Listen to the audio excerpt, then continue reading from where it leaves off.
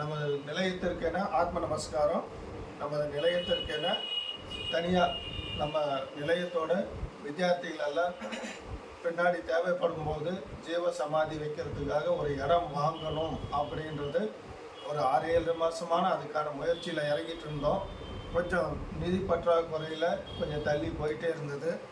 இதை 2025க்குள்ளே நமது நிலையத்துக்காக தனியாக ஒரு ஜீவ சமாதி வைக்கிறதுக்கான இடம் வாங்கணும் அப்படிங்கிறதுல இப்போ ஐயாவும் நான் 25க்குள்ளே வாங்கிடலாம் அப்படின்ற ஒரு அசூரன்ஸ் கொடுத்துருக்காரு. அது வாங்கிட்டோம் அப்படின்னா நமது வித்தியார்த்திகள், நமது நிலைய வித்தியார்த்திகள்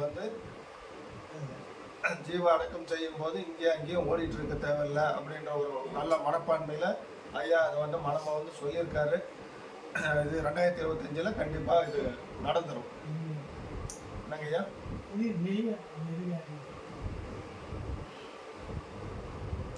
அதே சமயத்தில் இந்த இடம் வாங்கிறதுங்கிறது நம்ம நிலையத்தோட வித்தியார்த்திகளுக்கு மட்டும்தான், வெளியாளுகளுக்கு இல்லை.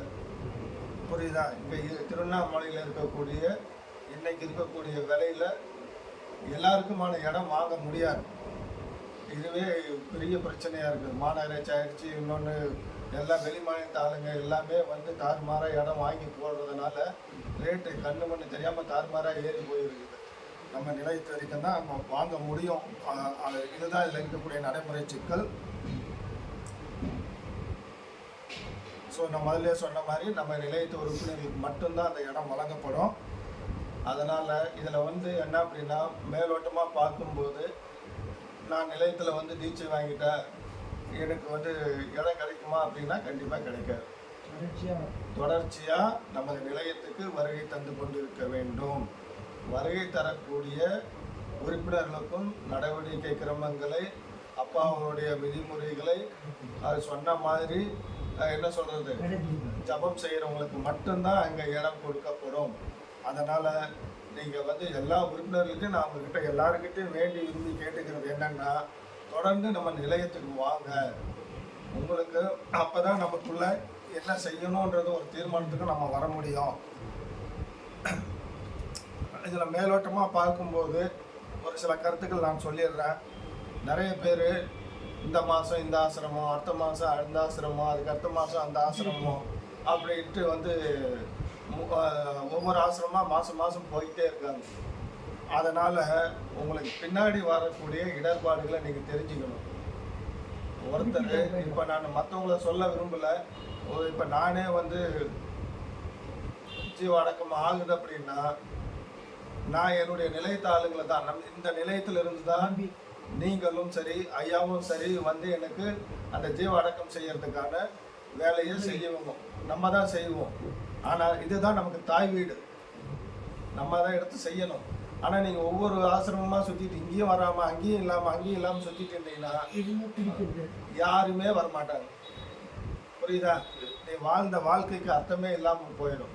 அதனால தான் சொல்கிறது, உங்கள் தாய் வீட்டுக்கு மாதம் ஒரு டைம் அட்டண்டன்ஸ் போட்டு போங்க. தவிர்க்க முடியாத சூழ்நிலை, இந்த மாதம் என்னால் வர முடியல, இப்போ போன மாதம் நானும் வரல, அது தவிர்க்க முடியாத சூழ்நிலை, அது பரவாயில்ல. ஐயாவுக்கு ஃபோன் பண்ணி, ஐயா இந்த மாதம் எனக்கு இது மாதிரி ஒரு நெருக்கடி, என்னால் வர முடியல, தகவல் சொல்லிடுங்க. ஆனால் மாதம் வாங்க. இதை நம்ம ஆசிரமம், நம்ம தான் முன்னாடி நடத்தணும். எல்லாரும் சேர்ந்து தான் என்ன சொல்கிறது, ஊர் கூடி தேர் இழுக்கிறோன்னு சொல்லுவாங்க இல்லையா, அப்படி தான் நம்ம ஆசிரமத்தை நம்ம நடத்தணும். இதில் இந்த இடத்துல நீங்கள் போன மாதம் நம்ம பாண்டிச்சேரி நிலையத்துலேருந்து ஒரு ஐயா ஒன்று பதிவு போட்டிருந்தார். எத்தனை பேர் கேட்டுருக்கீங்கன்னு எனக்கு தெரியல. புரியுதா? பாண்டிச்சேரியில் ஒரு வித்தியார்த்தி ஜீவ அடக்கம் ஆகிட்டார். ஆனால் அங்கே பாண்டிச்சேரியில் இடம், அங்கே அவங்களுக்கு பூமி இல்லை. அவங்க அங்கேருந்து காஞ்சிபுரம் எடுத்துகிட்டு போனாங்க. அங்கே சில பிரச்சனைகள்னால அங்கேயும் பண்ண முடியல. அதுக்கப்புறம் மறுபடியும் எடுத்துக்கிட்டு வேலூர் சுற்றினாங்க. இப்படி இறுதி காலத்தில் நம்ம வித்தியார்த்திங்க அங்கே இப்படி போயிட்டு இருக்கக்கூட வேண்டான்றதுக்காக தான் உயர்ந்த எண்ணத்தில் ஐயா இந்த வேலையை செய்கிறார். அதுக்கான சோர்ஸஸ் இப்போ நான் கூட ஐயாவிட்ட சொன்னேன், ஐயா எல்லா வித்தியார்த்திகிட்டையும் கொஞ்சம் பணம் வாங்கிக்கலாம். இல்லை வேணாம், இருங்க, முதல்ல நான் என்னால் செய்ய முடியும், அதை நான் செய்கிறேன், அதுக்கப்புறம் அதெல்லாம் பார்த்துக்கலாம் அப்படின்ட்டு அவர் ஒரு நம்பிக்கையாக அவர் ஒரு உத்தரவாதம் கொடுத்துருக்காரு. யாரையும் நம்ம வித்யார்த்திகளை ரொம்ப சிரமப்படுத்த வேணாம் அப்படிங்கிற மாதிரி. எல்லாமே போயிட்டாங்கண்ணா காஞ்சிபுரத்தில், நிறைய பேர் தானே நாங்கள் வச்சோம். அந்த மாதிரிலாம் இருக்க வேண்டாம். ஸோ அதுக்காக தான் சொல்கிறது, எல்லாரும் வாங்க, மாதம் மாதம் வாங்க.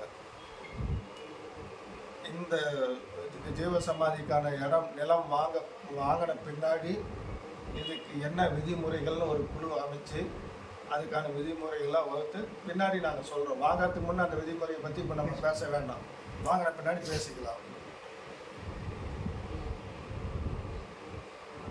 இதில் என்ன அப்படின்னா, நான் முதல்ல ஏற்கனவே சொன்ன மாதிரி தான், ஜீவ சமாதிக்கு இடம் ஒதுக்கும் சமயம் அப்பா சொல்லியிருக்கிற விதி எண் 27 குறிப்பிட்டுள்ளவாறு நடவடிக்கை கிரமங்களை அனுசரித்து நடப்பவர்களை மட்டுமே பரிசீலனை செய்யப்படுவர்.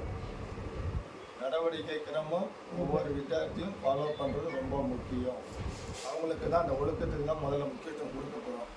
அதே போல் ஒரு சில நிகழ்வுகள் மனசுக்கு ரொம்ப கஷ்டமாக இருக்குது.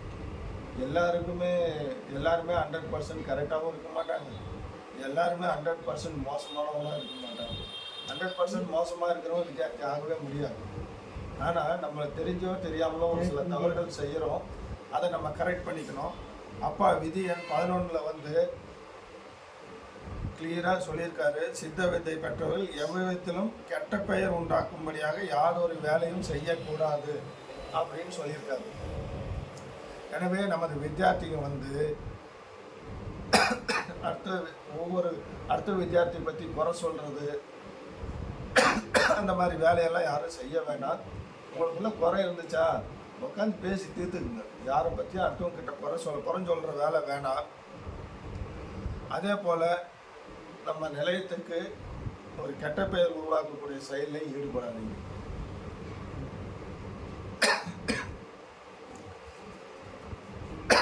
வர்ற நவம்பர் மாதம் வடகரையில் நமது அப்பாவோட கார்த்திகை ஜென்மதின விழா அங்கே நடக்குது. எப்பயுமே நவம்பர் மாதம் இங்கேருந்து எல்லா வித்தியார்த்திகளும் போவாங்க. அது ஒரு மாதம் முன்னாடியே ரிசர்வேஷன் பண்ணிக்கிட்டிங்கன்னா ட்ரெயின்லேருந்து உங்களுக்கு போயிட்டு வர்றதுக்கு ரிசர்வேஷன் பண்ணிட்டீங்கன்னா கொஞ்சம் வசதியாக இருக்கும். அப்படி வாய்ப்பு உள்ளவர்கள் எல்லோரும் முதல்லையே நம்ம பேசிக்கலாம், என்ன டேட்டில் ரிசர்வேஷன் பண்ணிக்கலாம் அப்படின்ட்டு. நம்ம ஆசிரமத்தில் இருக்கிறவங்க எல்லாமே அந்த ஒரே நாளில் போயிட்டு மறுபடியும் ரிட்டர்ன் வர்ற மாதிரி வரலாம். அந்த மாதிரி உங்களால் பண்ண முடியுதுன்னா பண்ணிக்கோங்க. இல்லை நம்ம எல்லாம் ஒன்றாவே பண்ணிக்கலாம் அப்படின்னா எங்கள் நிலையத்தில் நீங்கள் தொடர்பு கொள்ளுங்கள், எல்லாம் சேர்ந்து ஒருங்கிணைச்சு ரிசர்வேஷன் பண்ணிக்கலாம். சரியா? போயிட்டு வாங்க. இப்படி விழாவுக்கெல்லாம் போயிட்டு வர்றது ரொம்ப பெரிய விஷயம். இன்னொன்று, இந்த மாதிரி இதுதான் நம்ம ஹெட் ஆஃபீஸ். போயிட்டு வந்தீங்கன்னா தான் அங்கே ஆசிரமவாசிகள் எப்படி இருக்காங்க, என்னெல்லாம் பண்ணுறாங்க அப்படிங்கிறது உங்களுக்கும் கொஞ்சம் அந்த அறிவு வெளிப்படைத்தன்மையாக வளரும். அடுத்த நிலையத்தை பற்றி பார்த்துக்கலாம். சரியா? போன மாதம் 2 பேர் தீட்சை வாங்கினாங்க.